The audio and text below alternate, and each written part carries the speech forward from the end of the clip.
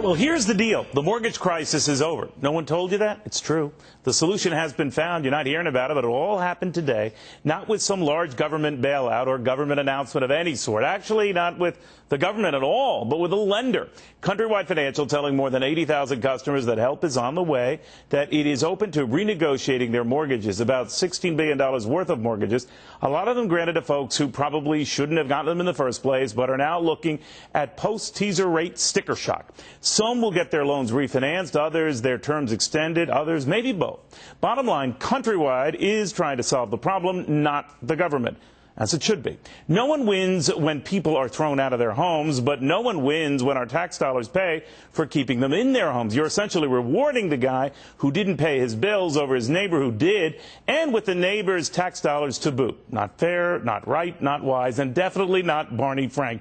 The Massachusetts Democrat wants to allow burned homeowners to sue Wall Street firms behind those mortgages provided to borrowers who really never had a realistic chance of repaying. Can you imagine that? I'm suing because I'm an idiot. And Barney Frank says it's okay because I'm an idiot. But maybe Barney did some good. Talk of his stupid bill probably got Countrywide, and now I suspect others doing something on their own. It is high time lenders stepped up, and it is high time politicians shut up.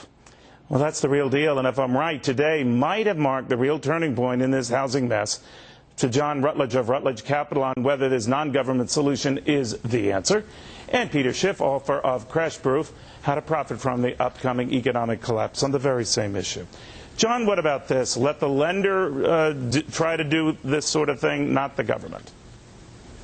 I think it's a great idea. You know, Neil, the value of mortgages does not depend on just next year's payments. It's the whole stream of payments over the 5, 10, 20, or 30 years. There's a lot of flexibility in changing the shape of that payment stream over time to make the borrower able to keep his house and own a home, and to make the mortgage lender whole. We have to remember that as an officer of a company or a director of a company, you have a fiduciary duty to the shareholders and creditors not to just give the assets away, but this is really just restructuring the assets so they have value and the homeowners can benefit. This is a win-win both ways. All right. Now, the difference here, Peter, it's the lender doing it, not the government doing it. Should that be seen as an encouraging development? Well, sure, this is the only way to deal with it. The government needs to stay out of it. They helped create the problem. They're certainly not part of the solution.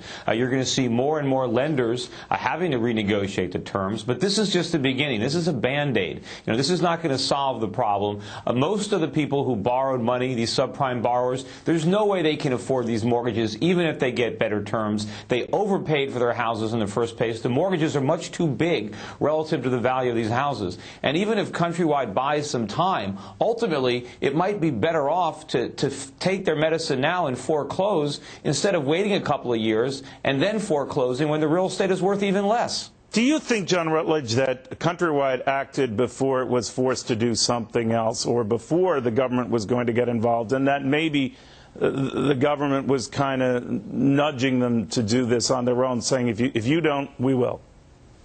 Well, if I were on the board of Countrywide, I would be worried about some jerk in Washington whose name is Barney getting a big idea about trying to come in and mess around with my company. So I'd be trying to help where I can. But you have to remember, they can only help where it doesn't impair the value of the shareholders and the creditors. Those are legally binding contracts that people signed on both sides. But I do think, as Peter said, there's a lot of room to improve the situation with private deals. We have to also remember another thing.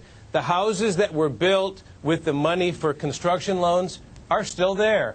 The only issue is what the price is going to shake out to be. I think everybody thinks it's going to be a little lower than now. I don't think it's the end of the world. We've been through this about every 10 years for the last 40 years. This is just one more. We've never been through anything quite this big. We've never had this big a national real estate bubble. We've never borrowed so much money for the rest of the world to consume based on the belief that we were living in million-dollar homes, that in reality... But, Peter, when all is said and done... I don't think that's true. Well, wait a minute, Peter. When all is said and done about the subprime mess, whatever you want to call it, certainly not a meltdown in my eyes, the fact of the matter is 96% of mortgages in this country, 96%, are being paid on time, month in and month out. It's just getting started. You've got to give it time. Honor the math here.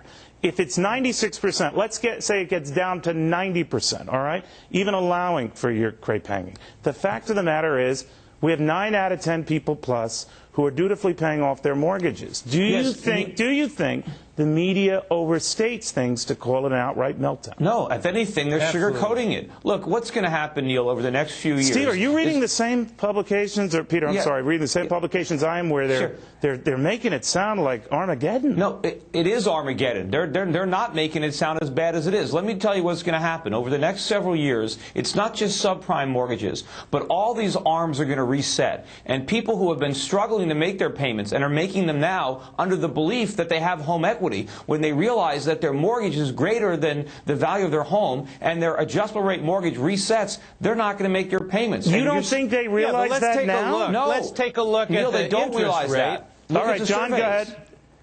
The 10-year bond is 4.5% or a little bit more. These are not going to reset to the stratosphere.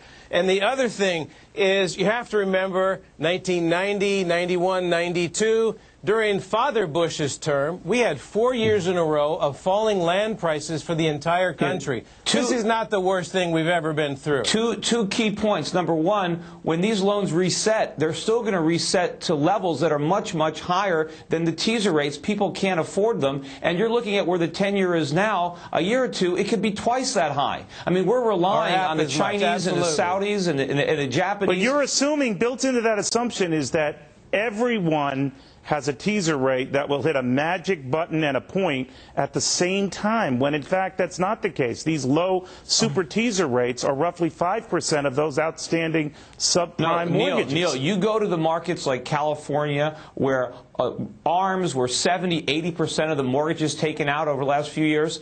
These people who have these ARMs are not going to be able to afford the resets, and even if they can, the only way they can make those payments is by stopping all their other spending. They're going to have to cut back. Excuse me, I actually have one of those mortgages in California. I'm holding an ARM. I can probably do okay, and maybe some others can too.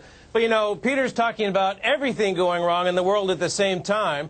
It's very unlikely the world is going to end next year or even 3 years from now. This is something we can work our way through. All right. I'm not talking about the world ending. It's America that's having a problem, no, he's actually, not the rest of the you're world. just talking about Rutledge. Only His America world will end. All right, John and Peter, I want to thank you both. John, I'm surprised. I thought you paid cash for all your homes, but that was good to know. Good update.